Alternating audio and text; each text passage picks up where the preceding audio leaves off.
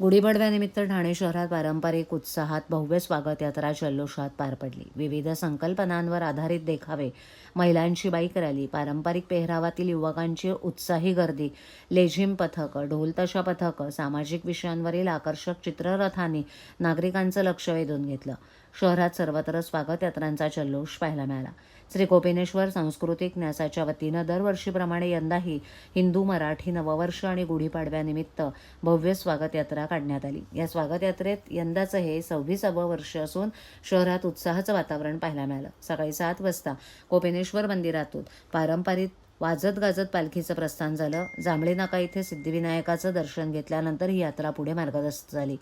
यंदाच्या यात्रेत समर्थ ठाणे, सशक्त भारत, वंदे मातरमच्या 150 वर्षाची नोंद, भारत 2047 आणि नागरी कर्तव्य या 4 प्रमुख संकल्पनांवर आधारित तब्बल 58 चित्ररथ सादर करण्यात आले होते.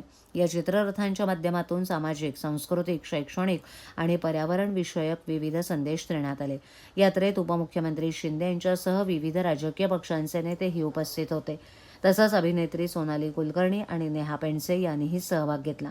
गोखले रोड इथे राष्ट्रवादी काँग्रेस पक्षाचे व्यासपीठ होतं. तिथे दिवंगत अजित पवार यांना भावपूर्ण श्रद्धांजली देणारा बॅनर लावला होता. महिला बाईक आणि सायकल रॅली हे यंदाचं विशेष आकर्षण ठरलं. महिला बाईक रॅलीमध्ये एका महिलेनं तुळजाभवानीची वेशभूषा केली होती. तसंच पारंपरिक वेशभूषेत सहभागी झालेल्या महिलांनी विविध सामाजिक आणि सांस्कृतिक संदेश दिले. भगिनी निवेदिता उत्कर्ष मंडळाच्या वतीनं आपली पृथ्वी आपली जबाबदारी, प्लास्टिकला नाही म्हणा, पर्यावरणाला हो म्हणा असे संदेश देण्यात आले. क्रीडा भारतीने कबड्डीचं प्रात्यक्षिक सादर केलं तर वनवासी कल्याण संस्थेच्या वतीनं आदिवासी नृत्य सादर करण्यात आलं. मराठा समाजाच्या वतीनं युद्धामुळे नाश होतो, शांततेमुळे विकास होतो, युद्धानं नाही तर प्रेमानं मन जिंकू या आशयाचे फलक घेता प्रचार केला.